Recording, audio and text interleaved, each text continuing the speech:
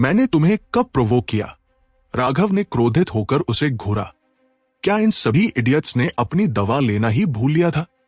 ये हमेशा केवल उसे क्यों टारगेट करते थे? उसे यह भी नहीं पता था कि यह मुकुल कौन है, लेकिन उसने तुरंत ही उसे प्रोवोक कर दिया। क्या वो इतना अनलाइकेबल लग रहा था? अनबियरेबली रूड ट्रैश।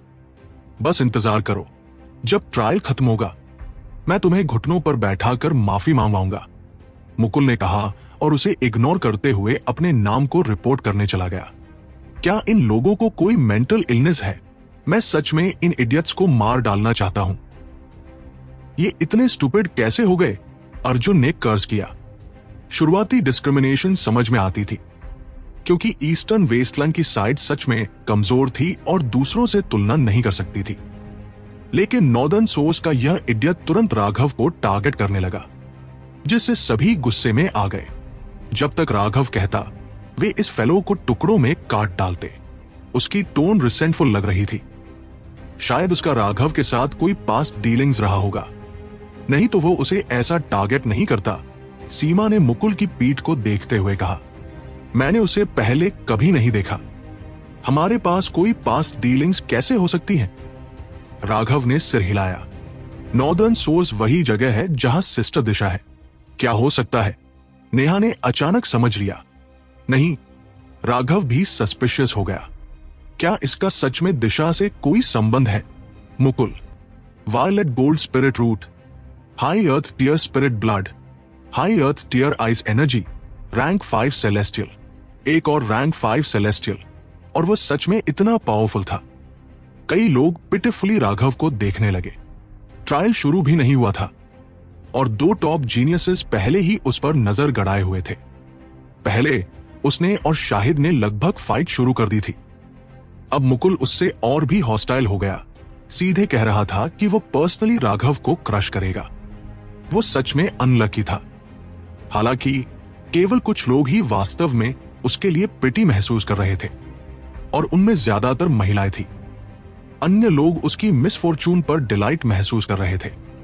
वे ईस्टर्न वेस्टलैंड को कॉन्टेम्प्ट से देख रहे थे, और स्पेशल एलीट डिसाइपल्स के उभरने के बाद वे बाकी लोगों को सप्रेस्ड होते देखना चाहते थे। लेकिन क्यूरियस बात यह थी कि मुकुल के पास इतना हाई क्वालिटी आइज एनर्जी था, लेकिन उसे कोई special elite disciple Z plate नहीं मिली। ये क्यों है?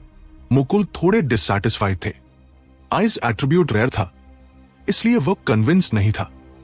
आइस एट्रीब्यूट शायद अन्य जगह रेयर है, लेकिन नॉर्दर्न सोर्स आइस कल्टीवेटर्स की भूमि है, इसलिए वहां रेयर नहीं है। इसी तरह यहां कई लोग इसी कॉन्स्टिट्यूशन के हैं, इसलिए तुम स्पेशल नहीं माने जा सकते, मनीषा ने इंडिफरेंटली कहा। उसके शब्द पोलाइट थे, लेकिन अर्थ स्पष्ट था। खुद को इतना स्पेशल मत समझो। सेंट्रल प्लेन्स में तुम कुछ भी नहीं हो। मुकुल ने उसके साथ आर्ग्यू करने की हिम्मत नहीं की। वो अपनी साइड पर लौट गया, लेकिन ईस्टर्न वेस्टलैंड के लोगों के पास से गुजरते समय उसे कुछ फायरी चीयरिंग मिली।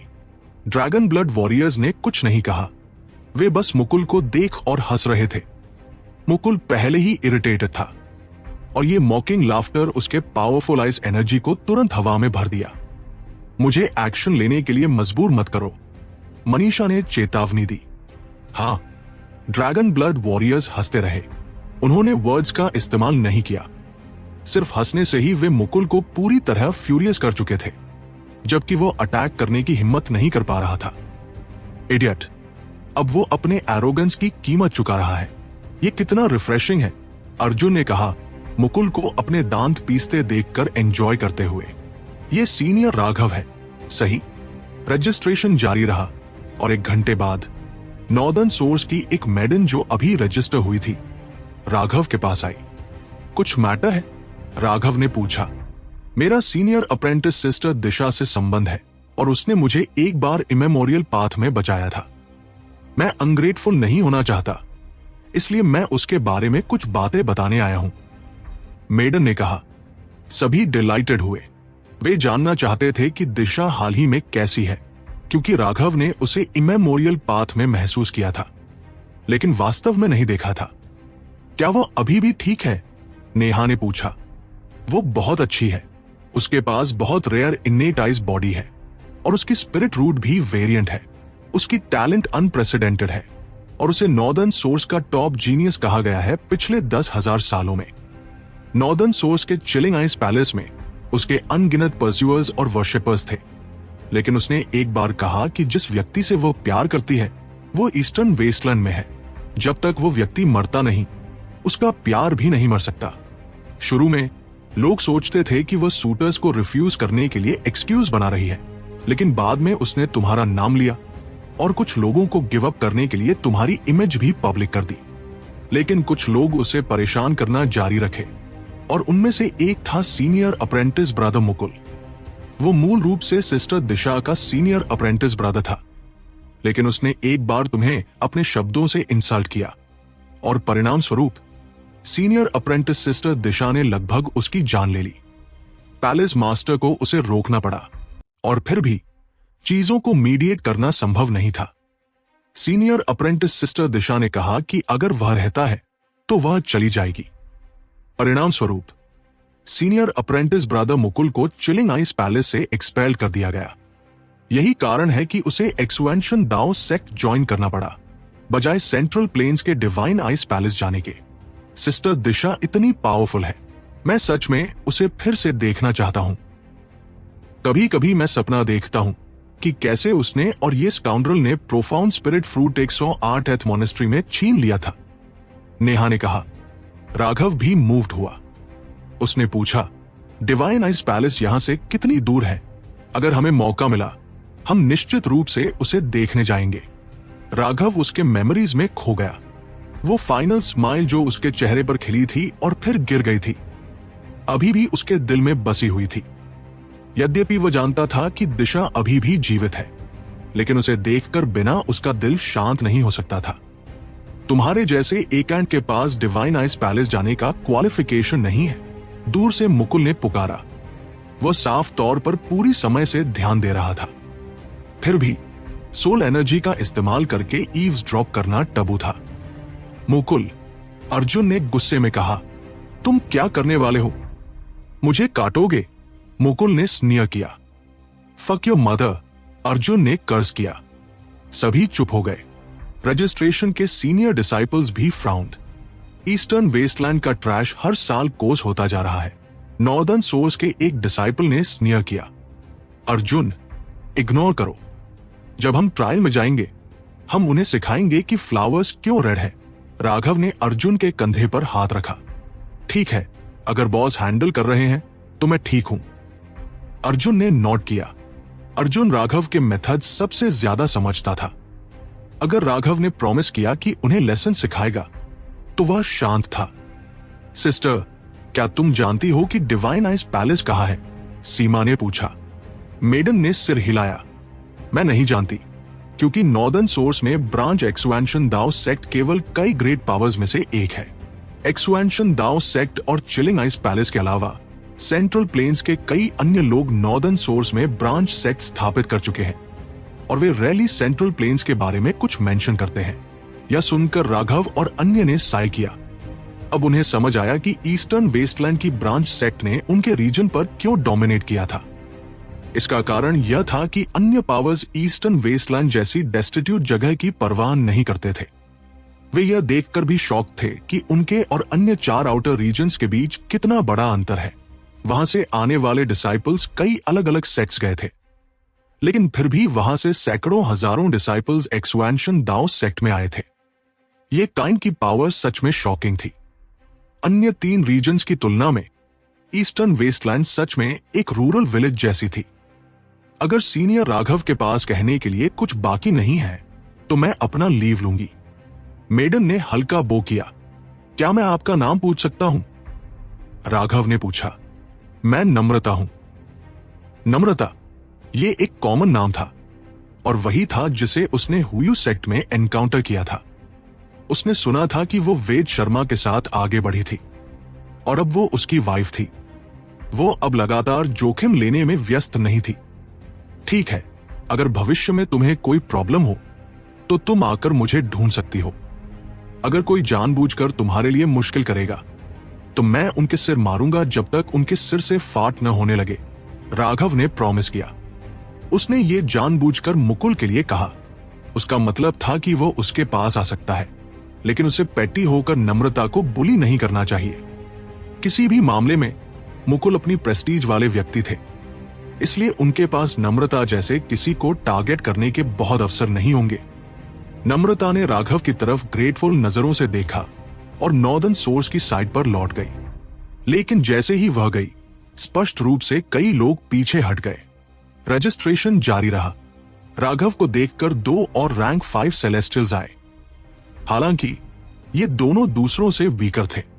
राघव ने सोचा और अनुमान लगाया कि ये दूसरों द्वारा रिसोर्सेज डालने का परिणाम था। ये शायद रैंक 4 सेलेस्टियल्स ही रहते, लेकिन फोर्सिबली रैंक 5 सेलेस्टियल्स बना दिए गए। वे स्पष्ट रूप से रंजिता, शाहिद, भुवन और मुकुल जितने स्ट्रॉन्ग नहीं थे, लेकिन वे निश्चित रूप से रैंक 4 सेलेस्टियल से बहुत मजबूत थे। बहुत लोग बाकी नहीं हैं। बॉस, क्या उन्होंने आपको भूल गया होगा? अर्जुन ने देखा कि केवल कुछ डजन लोग बाकी थे। ईस्टर्न वेस्टलैंड का राघव। बॉस, उन्हें दिखाऊं कि ट्रू हेवनली जीनियस कौन है। उन्हें दिखाऊं कि आपके सामने एरोगेंट होना कितना फुलिश है। अर्जुन ने चीयर किया। अदर ड्रैगन ब्लड वॉरियर्स ने भी एंटिसिपेशन में चीयर किया। राघव अंदर से ग्रम्बल किया। वह जानता था कि शायद वो खुद को एम्बैरस करने वाला था। अपने आइडेंटिटी और रेस को रजिस्टर करने के बाद वह एक ह्यूज स्टोन के सामने पहुंचा। स्टोन ने जेंटल लाइट रिलीज किया जो उसे एनवेलप कर गया और एक फ्लक्चुएशन उसके डांशन की ओर फैल गई। क्या हो रहा है? इस परीक्षा के प्रभारी वरिष्ठ शिष्य ने पत्थर की ओर खाली नजरों से देखा। लंबे समय तक इंतजार करने के बाद भी अपेक्षित 5 रंगों में से कोई भी नहीं जल रहा था। क्या उपकरण खराब हो गया है? नहीं, यह असंभव है। उस शिष्य ने एक बार फिर इसे सक्रिय किया। प्रकाश ने एक बार फिर राघव की जांच की, यह साबित करते हुए कि इसमें कोई समस्या नहीं थी, लेकिन कोई रंग नहीं दिखा। अब न केवल वो स्तब्ध था, बल्कि बाकी सभी भी। कोशिश करने की कोई जरूरत नहीं है। मेरे पास स्पिरिट रूट नहीं है, राघव कड़वी मुस्कान के साथ बोला। यह उपकरण किसी व्यक्ति की रूट क्यूआई की जांच करता था, लेकिन स्पिरिट रूट के बिना डांशन की जगह पर केवल प्राइमल केओस बीट था, और वह प्रकाश उसे महसूस नहीं कर पा रहा था। इस बात से कि प्राइमल केओस बीट प्रकट नहीं हुआ, राघव बहुत अधिक निश्चिंत था। यह उसका सबसे बड़ा रहस्य था, और वह इसे किसी भी कीमत पर उजागर नहीं कर सकता था। यह असंभव है। क्या तुम सोचते हो मैं मूर्ख हूं? रूट क्यूआई के बिना तुमने डांशन कैसे संकुचित किया? स्तब्ध वरिष्ठ शिष्य ने पूछा। शिवम, ये सवाल नियमों के अनुसार नहीं है। हम ऐसे सवाल नहीं पूछ सकते, मनीषा ने टोका। वह भी जो देख रही थी उस पर पूरी तरह विश्वास नहीं कर पा रही थी। लेकिन एक्सपेंशन दाओ सेक्ट के नियम शिष्यों के व्यक्तिगत रहस्यों में दखल देने की अनुमति नहीं देते थे। लेकिन फिर मुझे क्या लिखना चाहिए? वरिष्ठ शिष्य ने पूछा। वह शायद कोई डांशन नहीं लिख सकता था। अगर एल्डर्स को पता चला तो शायद वह उसे थप्पड़ मार देते। डांशन के बिना साधना करना, क्या यह मजाक था? हम बस लिख दो कि किसी चीज की पुष्टि करने का कोई तरीका नहीं है, मनीषा ने कहा। उसने भी कभी ऐसा नहीं सुना था कि कोई डांशन के बिना साधना कर सकता हो। अगर वह कुछ नहीं कहती तो शिवम कुछ भी लिखने की हिम्मत नहीं करता। वह जिम्मेदारी से डरता था, इसलिए उसने केवल मनीषा के सिर हिलाने के बाद लिखना शुरू किया। अंत में राघव की स्पिरिट रूट की गुणवत्ता के स्थान पर अनसर्टेन लिखा गया। उसके पास स्पिरिट रूट भी नहीं है। शायद यह कोई गांव का लड़का है जिसने रिश्वत देकर जगह पाई। ये कुत्ते के मूत्र के लायक भी नहीं है, कुछ लोग ताने मारते हुए बोले। डांशन के बिना राघव शायद किसी प्रकार की असामान्य शक्ति साध रहा था, लेकिन ये एक हेरिटिकल मार्ग था और अंत में उसे कोई उपलब्धि नहीं होगी। थोड़ा रक्त प्लेट पर डालो। अगला परीक्षण उसके स्पिरिट ब्लड की डेंसिटी के लिए था।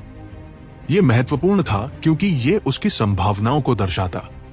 राघव ने मजबूरी में एक बूंद रक्त प्लेट पर डाली जो बहुत बड़ी थी और जिस पर अनगिनत प्राचीन चिन्ह थे। जब राघव का रक्त उस पर गिरा, प्लेट जोर से हिली और उसमें से हल्की ड्रैगन की गर्जना आई। धमाका, प्राचीन प्लेट फट गई, सभी को चौंकाते हुए।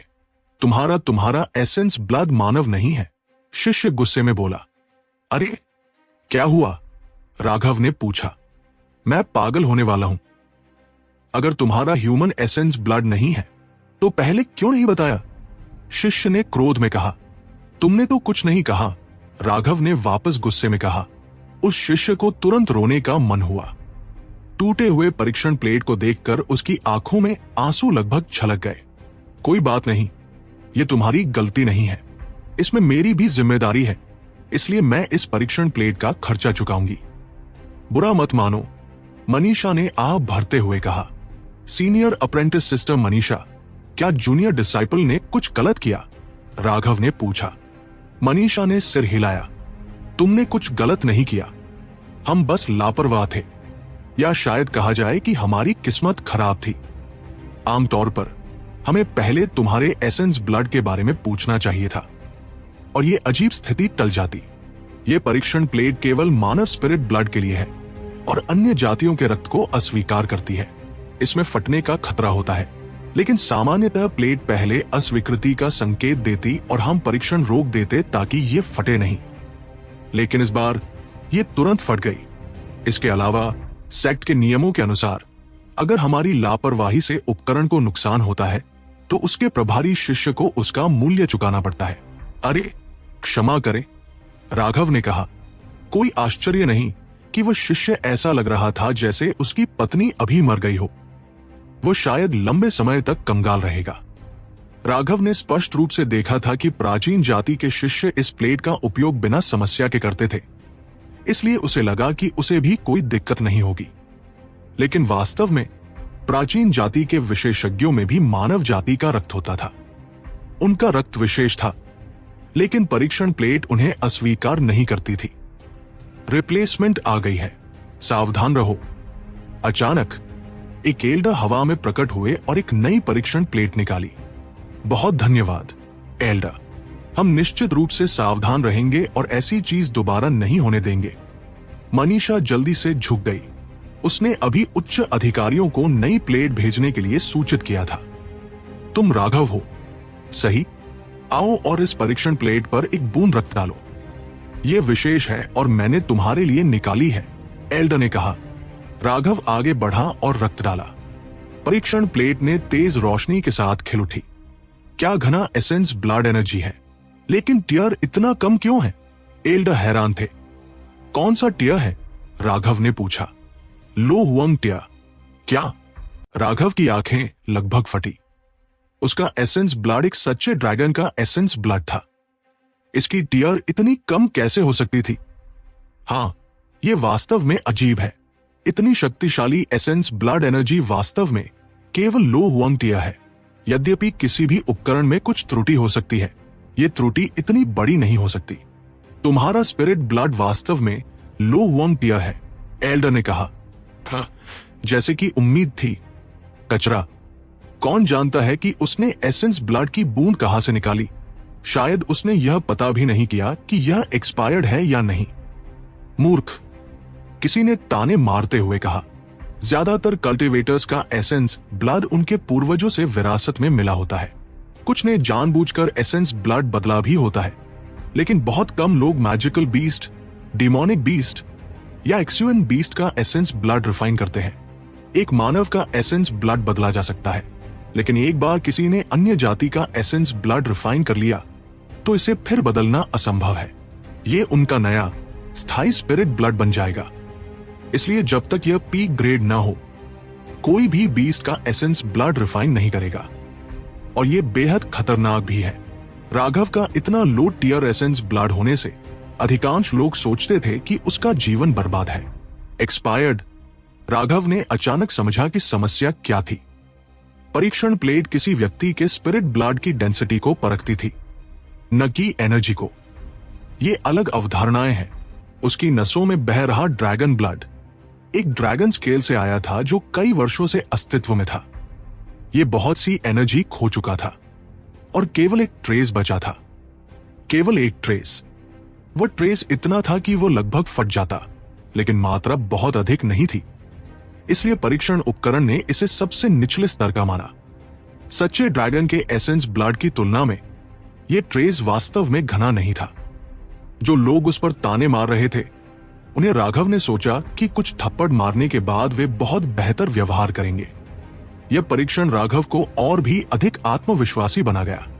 इतनी पतली डेंसिटी के ड्रैगन ब्लड के साथ उसके पास पहले ही इतनी शक्ति थी। एक बार जब वह एज़्योर ड्रैगन रिवर्स स्केल प्राप्त करेगा, राघव उत्साहित था लेकिन चिंतित भी। एज़्योर ड्रैगन स्केल और शुद्ध एसेंस ब्लड रखेगा और पर्याप्त शक्ति के बिना वह इसे रिफाइन नहीं कर पाएगा।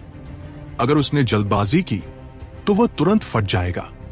राघव, चिंता मत करो। कुछ स्टैटिस्टिक्स से किसी व्यक्ति की पोटेंशियल तय नहीं होती।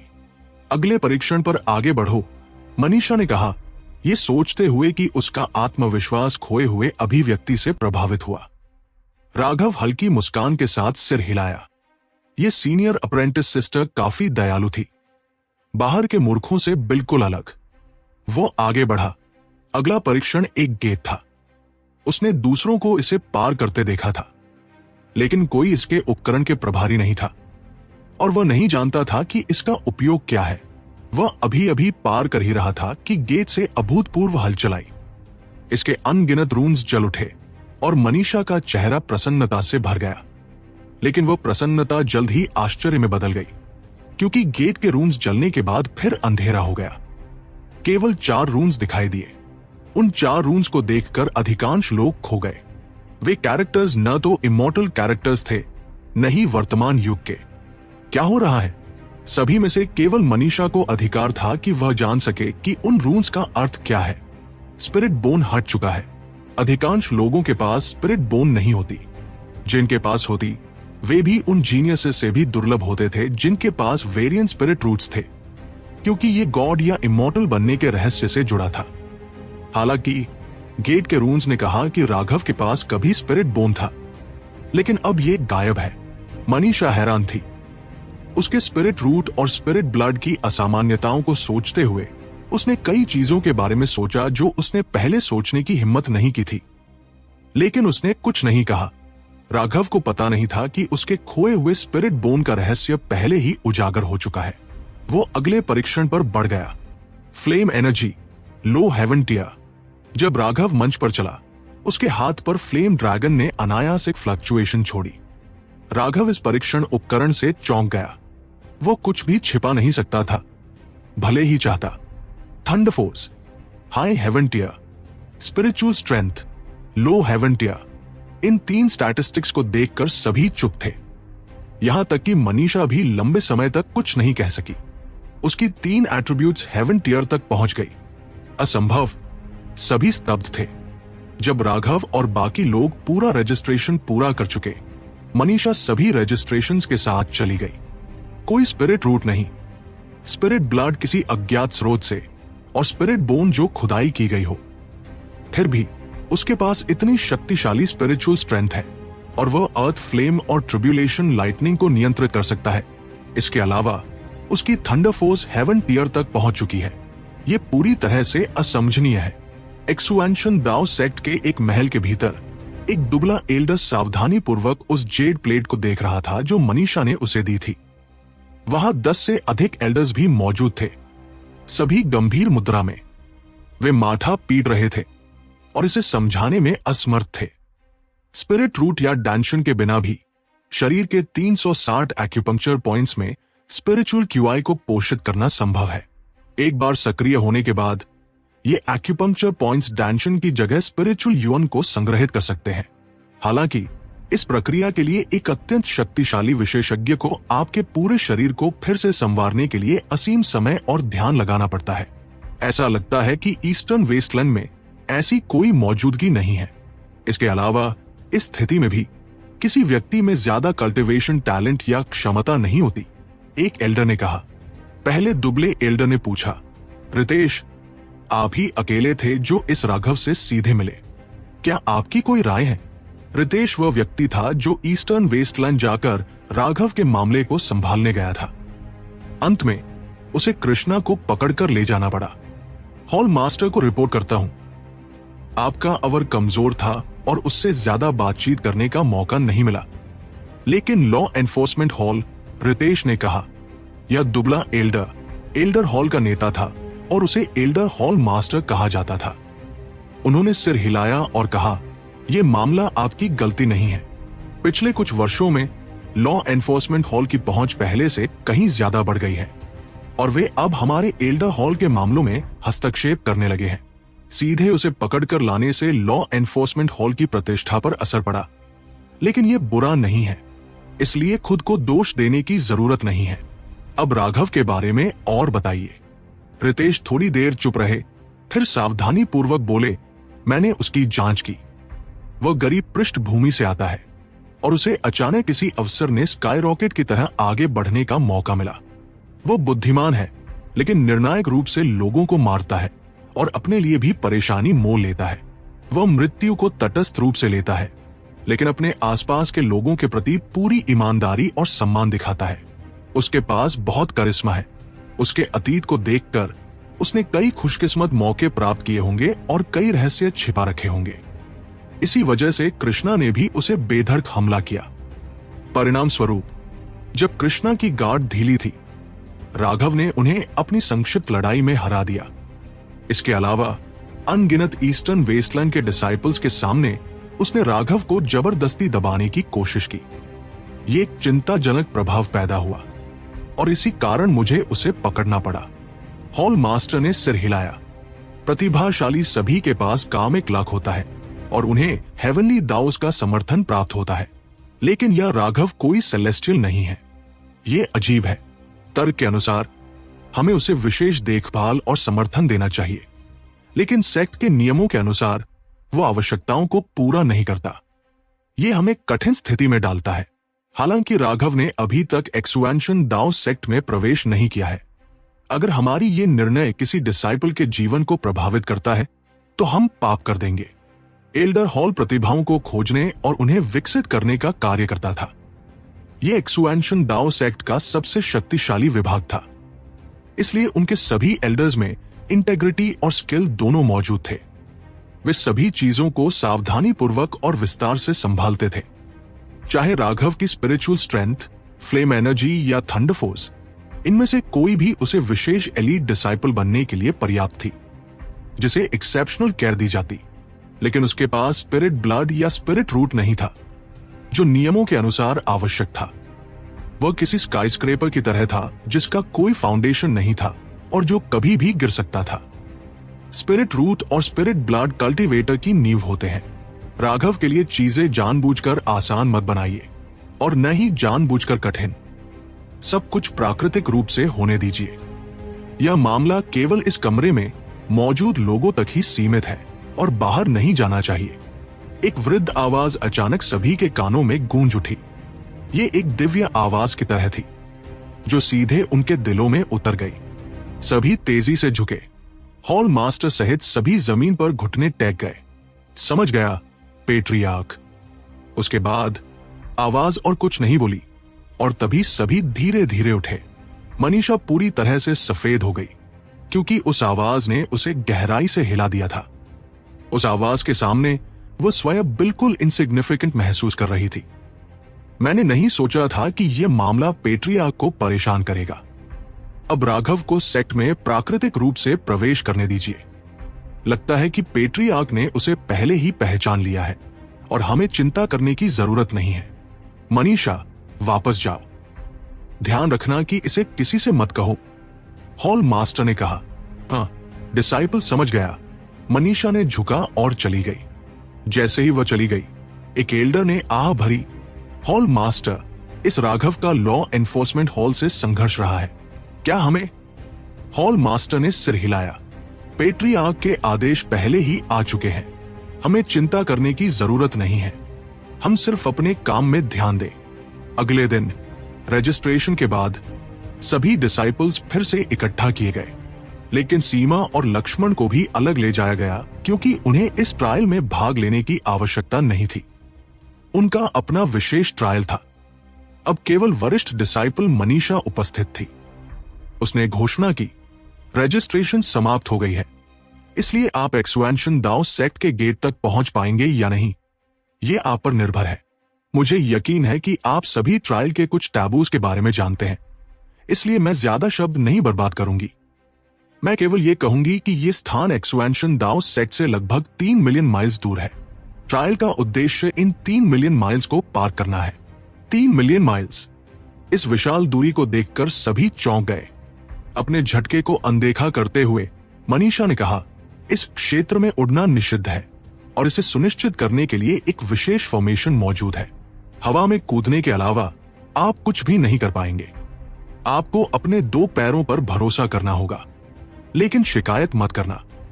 दृश्य मंत्र मुग्ध कर देने वाला है, जैसे एक चित्र जिसमें हरी भरी पहाड़ियां, क्रिस्टल जैसी साफ पानी और जीवंत वन्य जीवन है। ये लगभग एक सपना जैसा है। हाँ, मेरे सीनियर डिसाइपल्स ने मुझे तब ऐसा ही बताया था। कि ये विवरण सही है या नहीं, ये आप खुद अनुभव करेंगे। ठीक है, मैं और कुछ नहीं कहूंगी। आउटर सेक्ट डिसाइपल बनने की ट्रायल अब शुरू होती है। जूनियर ब्रदर्स, जूनियर सिस्टर्स, मैं आपको शुभकामनाएं देती हूं। राघव अचानक ऐसा महसूस करने लगा जैसे उसका शरीर किसी खाई में गिर गया हो। उसके चारों ओर का पूरी तरह बदल गया और वो खुद को एक पर्वतीय झरने के पास पाया। मनीषा गायब हो गई थी और आसपास के लोग भी। राघव ने जल्दी से चारों ओर देखा। केवल कुछ अकेली आकृतियां ही देखी जो अपने आसपास का अवलोकन कर रही थी। स्पष्ट था कि सभी को किसी फॉर्मेशन के भीतर भेजा गया था। हालांकि ये स्थान एक्सपेंशन दाओ सेक्ट का मुख्य क्षेत्र नहीं था। केवल ये आउटर रीजन भी दाओ सेक्ट द्वारा महत्वपूर्ण माना जाता था। इस क्षेत्र में जो कुछ भी होता वो सेक्ट द्वारा स्पष्ट रूप से देखा जा सकता था। यही फाउंडेशन होने का मतलब था। यह आउटर टेरिटरी लगभग असीमित था। पानी में मछलियां तैर रही हैं और आकाश में पक्षी उड़ रहे हैं। राघव ने जांघें खींचते हुए जम्हाई ली और ताजगी महसूस की। उसे वैसा ही महसूस हुआ जैसे वो पहली बार एक्सपेंशन मॉनेस्ट्री में शामिल हुआ था। उस समय वह केवल एक ब्लड कंडेंसेशन रुकी था। अब वो हेवनली जीनियसेस के मैदान सेंट्रल प्लेन्स में कदम रख चुका था। एक दुनिया से उसने दूसरी दुनिया में कदम रखा था। आज सब कुछ फिर से शुरू हो गया, लेकिन अब पहले जैसा नहीं था। उसे अवर्णनीय उत्तेजना महसूस हुई।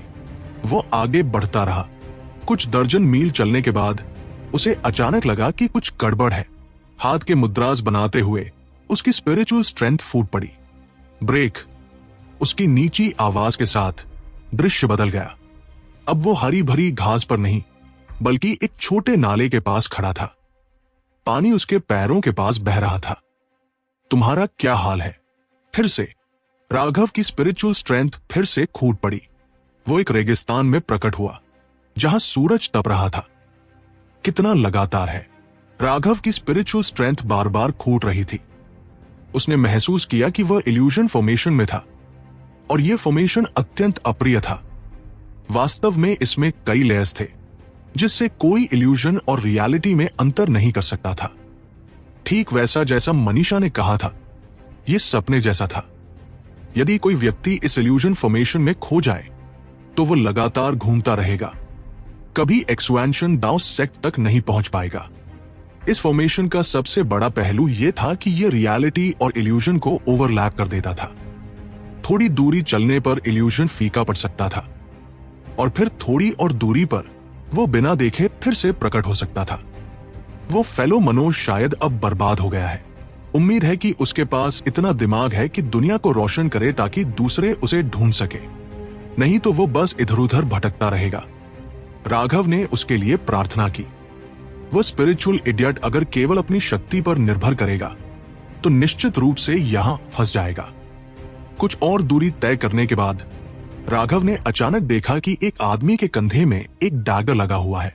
उसने समझा कि वह दर्द का उपयोग कर अपने आप को इल्यूशन से बाहर रखने की कोशिश कर रहा है। एक बार इल्यूजन फॉर्मेशन में खो जाने पर किसी व्यक्ति की इंद्रियां धीमी पड़ जाती है और दर्द फीका पड़ जाता है। यह फेलो काफी होशियार था। जैसे ही दर्द फीका होता, वो समझ जाता कि वह इल्यूजन में है। राघव को ऐसा करने की जरूरत नहीं थी। चूंकि वह जानता था कि यह इल्यूजन फॉर्मेशन है, वह दूसरी बार फंसने वाला नहीं था।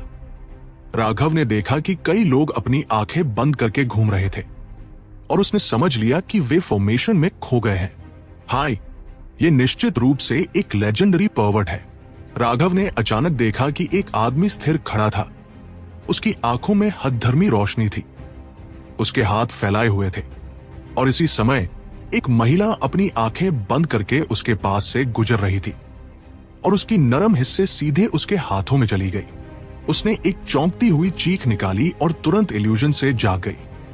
वो आदमी भी एक चौंकती हुई चीख निकाला, लेकिन किसी तरह वह चीख बेहद परवर्टेड लग रही थी।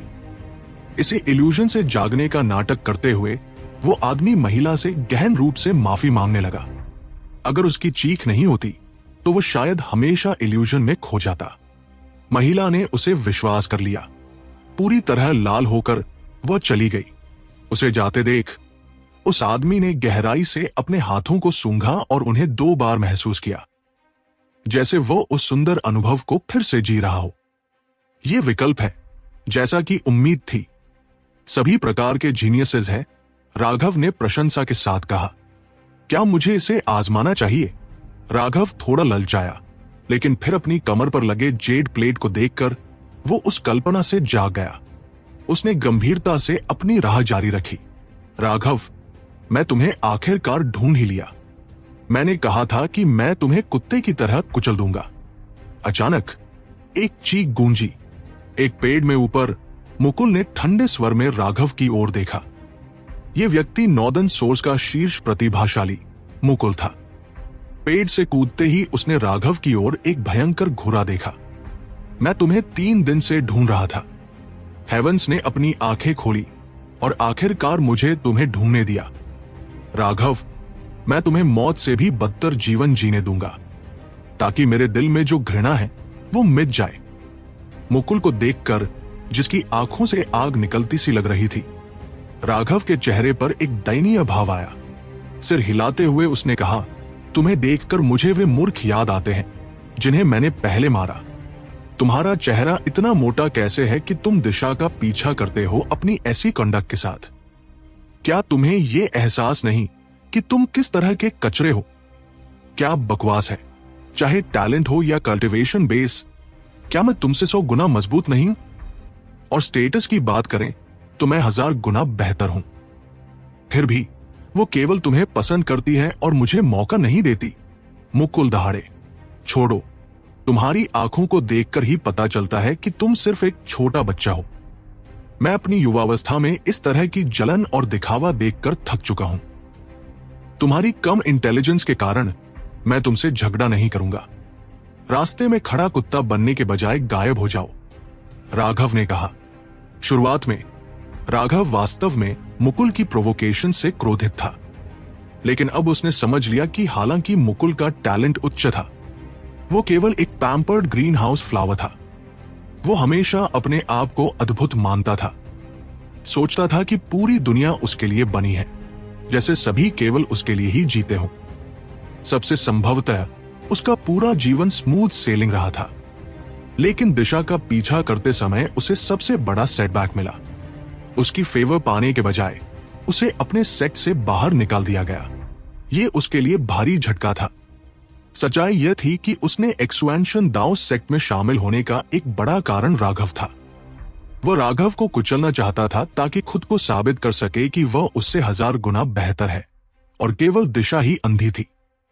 मूर्ख, क्या तुम्हें लगा कि मैं तुम्हें इतनी आसानी से छोड़ दूंगा? दिशा ने जो अपमान मुझे दिया वो आज तुम्हें वापस मिलेगा। और अगर हम दोनों एक्सपेंशन दाओ सेक्ट में पहुंच गए तो किसी भी उपलब्धि की उम्मीद मत करना। मैं हमेशा तुम्हें दबाऊंगा। मुकुल ने ताना मारा, राघव की चेतावनी को नजरअंदाज करते हुए। वो स्पष्ट रूप से क्रोधित था। उसकी दहाड़ इतनी तेज थी कि 1000 मील तक कोई भी सुन सकता था। कुछ डिसाइपल्स जो इल्यूशंस में फंसे थे भी जाग गए। तो अब तुम क्या करना चाहते हो? अगर तुम मेरे दुश्मन बनना चाहते हो तो सोच समझकर कदम उठाओ, राघव ने सलाह दी। वह स्पॉइल्ड ब्रैट्स को पसंद नहीं करता था। वो ऐसे लोगों को नापसंद करता था, लेकिन उनके साथ गंभीर रूप से लड़ना मूर्खों को परेशान करने जैसा लगता था। ऐसी अनफेयर लड़ाई जीतने में कोई गौरव नहीं होता। तुम सोचते हो कि तुम मेरे दुश्मन बनने लायक हो। मैंने कहा था कि मैं तुम्हें कुत्ते की तरह कुचल दूंगा। जब तक तुम मरोगे नहीं तब तक तुम्हें कुचला जाएगा, मुकुल ने ताना मारा। ठीक है, लगता है तुम निश्चित हो। तो मैं और कुछ नहीं कहूंगा। आओ दिखाओ कि तुम्हारे पास कितनी स्किल है। मैं उत्सुक हूं कि कोई मेरे जैसे रियल्म में मुझे कुचलेगा, राघव ने कहा। इसी रियल्म में ऐसा कोई पैदा नहीं हुआ था जो उसे कुचल सके। मूर्ख, तुम्हारे पास स्पिरिट रूट नहीं है और तुम्हारा स्पिरिट ब्लड कचरा है। क्या तुम्हें लगता है कि तुम्हारी दोक्षित लाख, जिसने तुम्हें फ्लेम एनर्जी और थंडर फोर्स नियंत्रित करने की क्षमता दी, तुम्हें अतुलनीय बनाएगी? है, मेरी आइज एनर्जी तुम्हारी फ्लेम और लाइटनिंग एनर्जी को रोकने में माहिर है। हाँ, हेवंस भी तुम्हें नीचे देख रहे हैं और मुझे तुम्हें खत्म करने के लिए कहते हैं। कचरा, तुम। राघव अंततः और बर्दाश्त नहीं कर सका और मुकुल के चेहरे पर एक थप्पड़ जड़ दिया। दोनों इतने करीब थे कि मुकुल ने भी महसूस नहीं किया कि क्या हो रहा है और वो उड़ गया। तुम वास्तव में बहुत सारी बकवास जमा किए हुए हो। क्या हम लड़ रहे हैं या नहीं? राघव ने इंपेशेंटली पूछा। तुम मुझे मारने की हिम्मत करते हो? मैं, मुकुल गुस्से में दहाड़े। क्या तुम मूर्ख हो? मेरी लक इतनी खराब कैसे है कि मैं तुम जैसे इडियट से मिलता हूं? अब राघव वास्तव में क्रोधित था। हेवंस ने ऐसा मूर्ख कैसे बनाया? ये गाय उसे कुचलना चाहता था, लेकिन उसे मारने की इजाजत नहीं थी। उसके फ्यूरियस एक्सप्रेशन को देखकर ऐसा लग रहा था कि राघव ने उसके सारे रिश्तेदारों को मारने जैसा कोई घृणित अपराध किया हो। राघव ने उसे और 2 थप्पड़ मारे, कुल 4 थप्पड़ हो गए। मुकुल की नाक से खून बह रहा था और उसका मुंह फट गया था। जो चीज राघव को स्पीचलेस कर गई वो थी मुकुल की रिएक्शन स्पीड का बेहद धीमा होना। थप्पड़ खाते समय उसने अपनी स्पिरिचुअल यून भी सर्कुलेट नहीं की। अगर राघव उसे मारना चाहता तो उसे केवल थोड़ी सी शक्ति बढ़ाने की जरूरत होती। उसका कॉम्बैट एक्सपीरियंस लगभग 0 था। बेवकूफ, मर जाओ। True ice Q I seals heaven and earth. Mukul ने शुरू में थप्पड़ खाने के बाद प्रतिक्रिया नहीं दी। काफी देर बाद ही उसने शॉक से बाहर आकर फ्यूरियस रोर किया। 5 कलर्ड रून्स ने दुनिया को भर दिया। हवा कांप उठी और सबसे भयानक, वे रून्स आइस फ्लावर्स की तरह थे। जब वे प्रकट हुए पूरी दुनिया बर्फ में ढक गई। खूल और पेड़ जमे बर्फ की मूर्तियों में बदल गए। राघव ने महसूस किया कि वह भी बर्फ में जकड़ा जा रहा था। उसके ऊपर बनने वाली आइस में अनगिनत रून्स सर्कुलेट कर रहे थे। उसने कई बार कोशिश की लेकिन भाग नहीं सका। उनकी लड़ाई के दौरान एल्डर हॉल में हजारों एक्सपर्ट्स इकट्ठा थे। हर कोई फॉर्मेशन डिस्क पकड़कर ध्यान दे रहा था। फॉर्मेशन डिस्क्स में अनगिनत स्पॉट्स ऑफ लाइट थे। वे ट्रायल में डिसाइपल्स थे। ये एक्सपर्ट्स उनकी देखरेख के लिए जिम्मेदार थे। ट्रायल में डिसाइपल्स बहुत अधिक थे। हजारों एल्डर्स सतर्क रहकर सुनिश्चित कर रहे थे कि कोई भी रूल्स तोड़े नहीं। लोग फिर से लड़ रहे हैं, एक एल्डर ने कहा। नंबर्स? हॉल मास्टर ने पूछा। 9527 और 12580। ये दोनों काफी शक्तिशाली डिसाइपल्स लगते हैं। मुझे इनकी कुछ याद है। हॉल मास्टर ने थोड़ी भौहें चढ़ाई। 9527 मुकुल है और 12580 राघव है, मनीषा ने उत्तर दिया। वो भी एल्डर हॉल में थी, सब कुछ देख रही थी। ओह, तो हमें ध्यान से देखना चाहिए। उनकी लड़ाई पर स्विच करो, हॉल मास्टर ने उत्साहित होकर कहा। महल के सामने स्क्रीन बदल गई और 2 फिगर्स सामने दूसरे खड़े थे। मुकुल का चेहरा ट्विस्टेड था और वह राघव को गालियां दे रहा था। इसे देखकर एल्डर्स ने सिर हिलाया। एक ने आह भरी, इस व्यक्ति का टेम्परामेंट इंपेशेंट है और उसे नियंत्रण की कमी है। अनुभव बहुत कम है। इतनी अच्छी प्रतिभा व्यर्थ हो रही है। मुकुल के इमेच्योर कंडक्ट को देखकर वे निराश हुए। कल्टीवेशन बेस जितनी ऊंची, मेंटल रियल्म और कंप्रिहेंशन की जरूरत उतनी ही अधिक। मुकुल का यह तरीका अप्रत्याशित था। मैंने सुना है कि यह व्यक्ति नॉर्दर्न सोर्स के एक प्राचीन परिवार से आता है। वो वर्तमान हाफ फैमिली मास्टर का पोता लगता है। हाफ फैमिली ने उसे ऐसा पैम्पर करके मूर्ख बना दिया। किसी ने आह भरी। तुम क्या सोचते हो, राघव जीतेगा या मुकुल? एक एल्डर ने पूछा। हालांकि वे सभी एल्डर्स थे, उनमें थोड़ी चाइल्डिश प्रवृत्ति भी थी। उन्हें इस तरह अनुमान लगाना पसंद था। फिर से शर्त लगा रहे हो? एल्डर सन, हॉल मास्टर के सामने शर्त लगाने की हिम्मत बढ़ रही है। एक अन्य एल्डर ने हंसते हुए कहा। ठीक है, बस मुझे भी हिस्सा लेने दो। हॉल मास्टर भी शामिल हो गया। सच में? बढ़िया, मैं शर्तें संभालूंगा। एल्डर सन ने उत्साहित होकर कहा। ठीक है, तो मैं राघव पर 10,000 पॉइंट्स की शर्त लगाता हूं।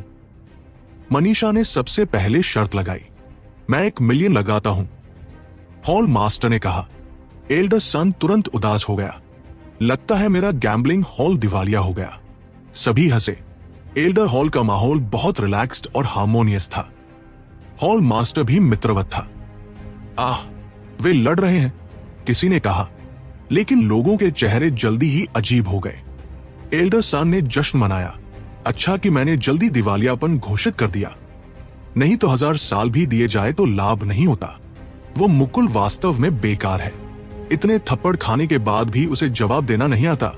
राघव को बच्चे की तरह मारते देख एल्डर स्पीचलेस थे। ध्यान दिया, हालांकि ये केवल फेस स्लैप है। राघव की स्पीड, एंगल, स्ट्रेंथ और कंट्रोल सभी परफेक्ट है और हमला करने से पहले कोई संकेत नहीं है। उसकी मूवमेंट इतनी नेचुरल और इम्पेकेबल है कि यह स्पष्ट है कि उसने इसे सैकड़ों और हजारों बार टेम्पर किया है। एक एल्डर ने सराहा। रितेश ने कहा, राघव एक ट्रू एक्सपर्ट है। उसके पास जो कुछ भी है, उसके लिए उसने अपनी जान जोखिम में डाली। आउटसाइडर्स यह कल्पना नहीं कर सकते कि उसने किस कीमत चुकाई। उसकी बैटल एक्सपीरियंस मुकुल से पूरी तरह अलग है। सभी ने सिर हिलाया। यदि यह असली लाइफ एंड डेथ बैटल होता, राघव एक ही ब्लो में मुकुल की जान ले सकता था, चाहे टैलेंट कितना भी अच्छा हो। अब वो वर्तमान स्थिति में व्यर्थ था। मुकुल वास्तव में पीक ग्रेड था। अगर उसके पास strong close range combat abilities नहीं है, तो इतना पास कैसे आया अपोनेंट के? और उसने बार बार कहा कि अपोनेंट को कुत्ते की तरह कुचल देगा। कितनी मेडिसिन लेनी पड़ेगी इसे ठीक करने के लिए? मुकुल ने आखिरकार अपनी शक्ति छोड़ दी। अब एक अच्छा शो देखने को मिलेगा। मुकुल ने राघव को आइस में जकड़ने में सफल रहा। ऐसा लगता था कि वास्तव में अच्छा शो होगा। राघव आइस लॉक में फंसा हुआ था और बाहर नहीं निकल पा रहा था। मुकुल घमंडी होकर मुस्कुराया, लेकिन जैसे ही उसने मुस्कुराया, उसके मुंह का कट फिर से खुल गया और उसे जोर का दर्द महसूस हुआ। तुम कचरा राघव, मैं। अचानक 3000 मीटर का डिवाइन रिंग प्रकट हुआ और राघव के शरीर पर बर्फ उड़ गई। बर्फ तोड़ने के बाद राघव ने फिर से मुकुल के चेहरे पर थप्पड़ मारा। उसी समय एक पैर मुकुल के क्रॉच पर लगा, जिससे वो दुख भरी चीख निकाल गया। मैं वास्तव में तुम्हारे पोजिंग को बर्दाश्त नहीं कर सकता। राघव ने मुकुल की नाक पर मुट्ठी मारी और मुकुल बेहोश हो गया।